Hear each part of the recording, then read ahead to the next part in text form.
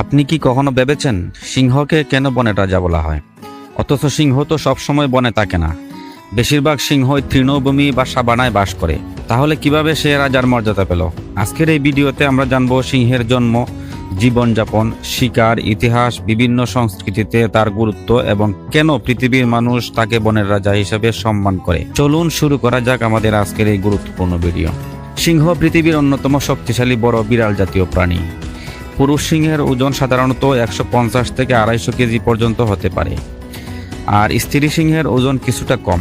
পুরুষ সিংহের মাথার চারপাশে ঘন কেশর থাকে, যা তাকে আরো ভয়ঙ্কর ও রাজকীয় চেহারা দেয়।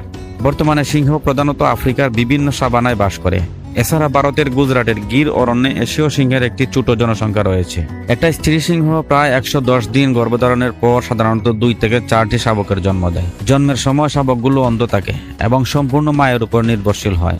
কয়েক সপ্তাহ পর তাদের চোখ খুলে যায় এবং ধীরে ধীরে হাঁটতে শেখে। প্রথম কয়েক মাস মা সিংহ শাবকদের দুধ পান করায় এবং বিপদ থেকে তাদের রক্ষা করে। পরে তারা খেলতে খেলতে শিকার কৌশল শিখে যায়। 2 থেকে 3 বছর বয়সে তারা পূর্ণবয়স্ক হয়ে ওঠে। সিংহের সবচেয়ে বড় বৈশিষ্ট্য হলো তারা দলবদ্ধভাবে বসবাস করে। এই দলকে বলা হয় প্রাইড। একটি প্রাইডে সাধারণত কয়েকটি সিংহী তাদের শাবক এবং এক বা একাধিক পুরুষ সিংহ থাকে। সিংহীরা সাধারণত শিকার করে, আর পুরুষ সিংহ দলের নিরাপত্তা নিশ্চিত করে। অন্য পুরুষ সিংহ বা হায়নাদের মতো শত্রুদের আক্রমণ থেকে পুরো দলকে রক্ষা করা তাদের অন্যতম দায়িত্ব। এবার আসা যাক সবচেয়ে গুরুত্বপূর্ণ প্রশ্নে। সিংহকে কেন বনের রাজা বলা হয়? প্রথম কারণ হলো তার অসাধারণ সাহস। নিজের এলাকা রক্ষার জন্য সিংহ মৃত্যুর ঝুঁকিও নেয়। দ্বিতীয় কারণ হলো তার শক্তি। একটি পূর্ণবয়স্ক সিংহ অনেক বড় প্রাণীকেও পরাস্ত করতে পারে। তৃতীয় কারণ হলো তার রাজকীয় উপস্থিতি। মাথার কেশর, গর্জন এবং আত্মবিশ্বাসী চলাফেরা তাকে অন্য প্রাণীদের থেকে আলাদা করে।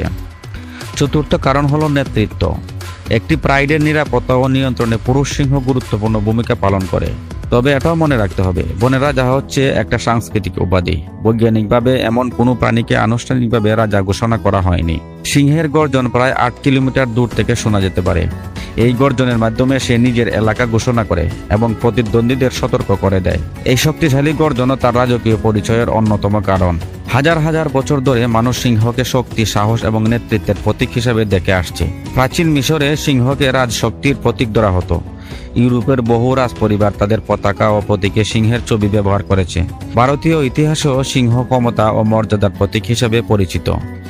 বিশ্বের বহু দেশের জাতীয় প্রতীক, ভাস্কর্য এবং স্থাপত্য সিংহের উপস্থিতি দেখায়। প্রথম ও দ্বিতীয় বিশ্বযুদ্ধের সময় বিভিন্ন দেশের পোস্টার, ব্যাজ ও প্রচারণায় সিংহের ছবি ব্যবহার করা হয়। বিশেষ করে সাহস, নেতৃত্ব, স্বাধীনতা ও অদম্য মনোবলের প্রতীক হিসেবে সিংহকে তুলে ধরা হয়। যদিও সিংহ যুদ্ধে অংশ নেয়নি, তবে তার প্রতীকী শক্তি মানুষের মনোবল বাড়াতে গুরুত্বপূর্ণ ভূমিকা রেখেছিল। আপনি কি জানেন একটি সিংহ দিনে প্রায় 16 থেকে 20 ঘন্টা পর্যন্ত বিশ্রাম নিতে পারে? আরও একটি মজার বিষয় হলো সিংহ সবসময় নিজে শিকার করে না। অনেক সময় অন্য প্রাণীর শিকারও সে দখল করে নেয়। বর্তমানে বন ধ্বংস, শিকার এবং মানুষের সঙ্গে সংঘাতের কারণে সিংহের সংখ্যা দিন দিন কমে যাচ্ছে। তাই বিভিন্ন দেশে তাদের সংরক্ষণের জন্য বিশেষ উদ্যোগ নেওয়া হয়েছে। তাহলে আমরা এটাই বুঝতে পারলাম, সিংহকে বনের রাজা বলা হয় তার অসাধারণ সাহস, শক্তি, নেতৃত্ব, রাজকীয় চেহারা এবং হাজার বছরের সাংস্কৃতিক মর্যাদার কারণে। যদিও বাস্তবে সিংহের আবাসস্থল মূলত তৃণভূমি, তবুও মানুষের কল্পনা, ইতিহাস ও সংস্কৃতিতে সে আজও রাজার আসনে অধিষ্ঠিত। আপনার মতে সিংহই কি সত্যিকারের বনের রাজা, নাকি অন্য কোনো প্রাণী এই উপাধি বেশি যোগ্য? আপনার মতামত অবশ্যই মন্তব্যে লিখে জানাবেন। ভিডিওটি ভালো লাগলে একটি লাইক দিন, বন্ধুদের সঙ্গে শেয়ার করুন এবং এমন আরও তথ্যবহুল ভিডিও দেখতে আমাদের চ্যানেলটি সাবস্ক্রাইব করুন। ধন্যবাদ।